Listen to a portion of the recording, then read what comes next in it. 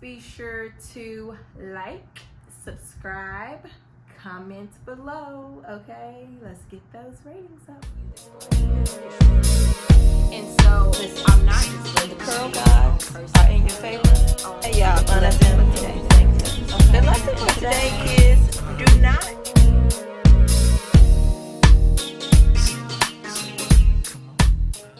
All right, friends, welcome back to my YouTube channel, A Radical Relationship, where we are talking all things faith and all things lifestyle. Welcome back, okay? We are going to continue in our series talking about seasons. We've been talking about navigating romantic relationships, walking through different seasons of life, not allowing yourself to be hardened in the rough seasons. So as I've kind of thought about, we're talking about all of these seasons, I thought, how do we even begin to recognize the season that we're even in? How do we even know? When I did the video on the romantic relationships, that kind of makes sense. But all of that off the table, marital status aside, just me as a person, how do I identify the season that I'm in? And so we're going to take a look at a passage of scripture that helps us to identify some of that. And so as I was thinking about this video, I was like, I feel like I've been talking about death a lot, disappointment a lot, transition a lot. And I have, because it's the season that I'm in. So much of my content has been bred from my personal experiences. So I get it, And I was also just taking a look back at previous videos that I'd done, and I think it was a year ago when I did this video entitled, How Desperate Does Death Make Us? So be sure to go check that out after this video as well. And really the idea was, when we're faced with so much tragedy in life, and specifically death, does that make us draw nearer to the cross? Draw nearer to Jesus? And I think that that's what our seasons are meant to do in so many different ways. So as I reflect a little bit to kind of try to,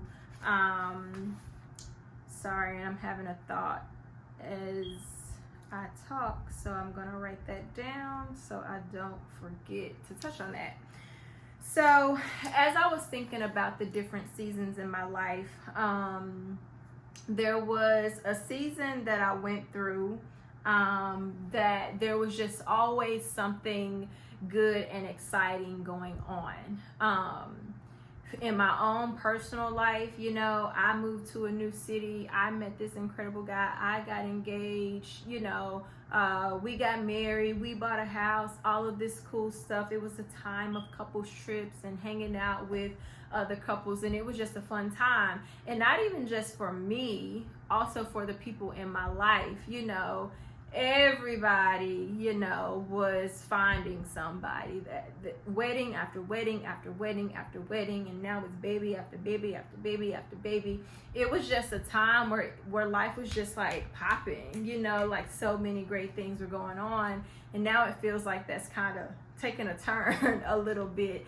And so that's when I'm like, okay, I am in a different season. And as I think about, okay, there was a time when things were straight popping, and now it's like, it makes me realize and be reminded of how important it is to truly appreciate each season for what it is. And so we're gonna talk about that. All right, so the passage of scripture that I wanted to look at is in Ecclesiastes. It's honestly one of my favorite books because it's so sobering. The author is kind of somebody who has it all, or realizes what it's like to have it all, but also to realize that having it all means nothing.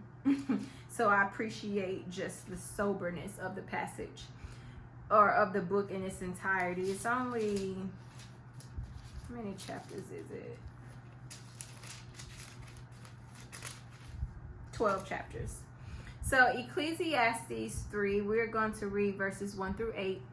It says, "For everything there is a season, a time for every activity under heaven, a time to be born and a time to die, a time to plant and a time to harvest, a time to kill and a time to heal, a time to tear down and a time to build up, a time to cry and a time to laugh, a time to grieve and a time to dance, a time to scatter stones and a time to gather stones, a time to embrace and a time to turn away, a time to search and a time to quit searching, a time to keep and a time to throw away, a time to tear and a time to mend, a time to be quiet and a time to speak, a time to love and a time to hate, a time for war and a time for peace." I love this passage. So this passage really kind of spikes out the two very extremes, but sometimes we can also find ourselves in the middle. So when we look at the extremes, and that's kind of what I'm going to spend my time focusing on, one season that we probably be more prone to really love is when it talks about being born, harvesting, healing, being built up, laughing, dancing, gathering, embracing, searching, keeping, mending, loving, peace. So that's one season. There's a season when the perspective is that all of the good things are going on, right? Kind of the season where you're thriving. And then there's a season where there's a time to die. A season that you spend time planting instead of reaping, to kill, so dying to a lot of things, to tear down as opposed to build up, to cry, to grieve, to scatter stones, to turn away, to quit searching, to throw away, to tear, to hate, for war. So there's also a time, there's gonna come a time in your life where things are gonna be being ripped up, because now we're planting and now we're getting rooted and now we're preparing for something and doing away with the old so that we can then prepare for the new again. And so I really appreciate this passage, one, because it reminds us that no matter what season you're in, it's not gonna last. And for the good season, that may sound morbid because it's like, dang, it's not going to last. But for the rough season, it's encouragement because it's also not going to last. And it's not going to last because of this natural cycle. Like the Bible already tells us that there's a time for these two different dichotomies. And I was talking to a friend recently, and there's this passage of scripture that says that God is close to the brokenhearted. And what it's really helped me to see and to know and be reminded of is that in the dark seasons, though, there's a different type of closeness with God. And me and my friends were talking about this, like, I don't want to have to go through the rough things to be close to God, but scriptures literally say that God is close to the brokenhearted. So I know that in certain seasons, I'm closer to God because of the season that I'm in. Like he has drawn closer to me. So I want to encourage you all with, if it is one of the rougher seasons, I asked the question on social media about, what season people felt like they were in. And it was a lot of transition and being torn down to be rebuilt. adventure even. And so if you are in one of those seasons where you feel like, dang, this is really rough, I'm in one of those seasons. And as I reflect on this passage and I'm reminded of scripture that says God is close to the brokenhearted, I'm like, okay, like this is a time in my life where I am super close to God. And in this time, I can attest to that, because there's been times that I felt God in so many different ways that I wouldn't have when things are going well. Because when things are going well, I feel more capable and sure of myself. I'm not as prone to lean on God to my fault, because things are going cool. So I don't necessarily feel like I need him as much. And I think that can be typical. And so let us think about that and how to embrace even the parts of this passage that seem less ideal, because it teaches us a different type of dependency on God. And it's a time when we're closest to him. And that just makes me feel so loved, that God understands that this rougher season means that you need him to be closer. So he's already put it out there to let us know that he's closer to us in our heartbreak and in the rough seasons. So I'm grateful for that. And so to contrast kind of the time in my life where things were popping with the time of my life now, I feel like it, in a lot of ways, it is this dichotomy of passage, because now I'm going through a divorce. I'm experiencing other divorce in my family, experiencing death in my family, being separated from a lot of my friends physically. And it, even just outside of my personal life, with just everything going on in the world, like it's just a lot going on right now that doesn't feel like it's for the best. And we're kind of stuck, in this phase of paranoia, and life is not what it once was. And we're all kind of in a huge transition to some degree. And so when I take a step back, I'm like, dang, I can legit see like how there was like a time for me to be born and a time to die. Like there was a time when everything was thriving and going well and so great in my life, and it's all flashy. And now it's really a time where I need to take a step back, plant seeds for the next season. And it's just never, the seasons of life have just never been more clear to me than they are now. So as I was also thinking about seasons, of course, I'm going to think about nature, because that's like a clear practical of seasons in our lives. You get summer. It's bright, it's vibrant, it's hot girl summer. For some of y'all, it ain't hot girl summer. For me, ain't nothing hot over here, okay? It's go. But bright, vibrant, like pool time, turn up time, kick it time, have a good time. Winter, cold, dark, everybody in the house, not vibing. Fall is cozy, like not too cold, but you want to snuggle up a little bit, get some hot cocoa, fireplace. And then spring is just kind of settled and nice, like moderate temperatures, things are coming back to life, that kind of thing.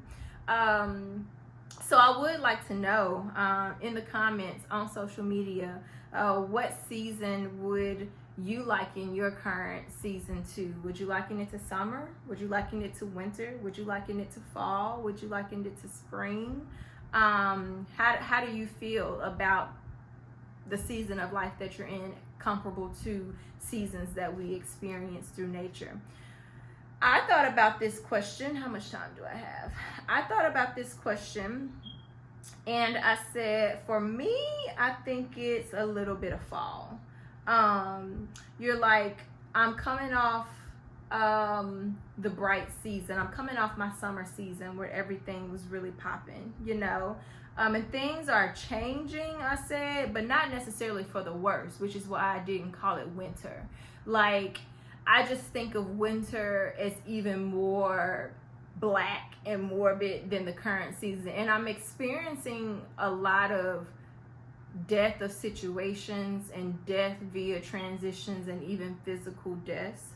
But there's so many ways that I see these things being for the better, and I can see how God is brewing something that I don't quite consider it my winter. I also think about just like, you know, really harsh depression and stuff like that for winter, and that's not necessarily my season. Things are changing and it's getting cooler, you know, but not necessarily super dark, and maybe that time will come at some point, but that's I don't necessarily think that it's where I am now. So hit me up and let me know about that. And then as a final thought, I was just thinking too that this chapter in Ecclesiastes is also just really good for just even given the current climate of things going on to go and take a look at. Again, it's Ecclesiastes 3, because starting in verse 16, the passage of scripture starts to talk about the injustices of life. And I always think, you know, why do passages pivot in the way that they do? Why do they go from talking about there being a time for everything to a passage entitled The Injustices of Life? And the author says, I also noticed that under the sun there's evil in the courtroom. Yes, even the courts of law are corrupt. I said to myself, in due season God will judge everyone, both good and bad, for all their deeds. In due season, y'all. You know, in due season God will judge everyone for their deeds, both good and bad. And that could be a whole separate video, so I'm not going to go into that. So my hope from this video is that you can use this passage to identify the season of life that you're in, and then really be able to search out the scripture and seek out God for how to thrive in this season, even if it's not ideal. I don't consider my season ideal by a long shot, but because I've tried to be very intentional about drawing close to God despite circumstances, my outlook on the season is different, because I see how God is using this time and why seasons like this are even necessary, though not comfortable. So hopefully that helps someone. Per usual, be sure to hit me up on social media. I'm on Facebook, I'm on Instagram. You can hit my blog as well to read up on some things that I feel very passionate about. And until next time, we are out. Bye, y'all.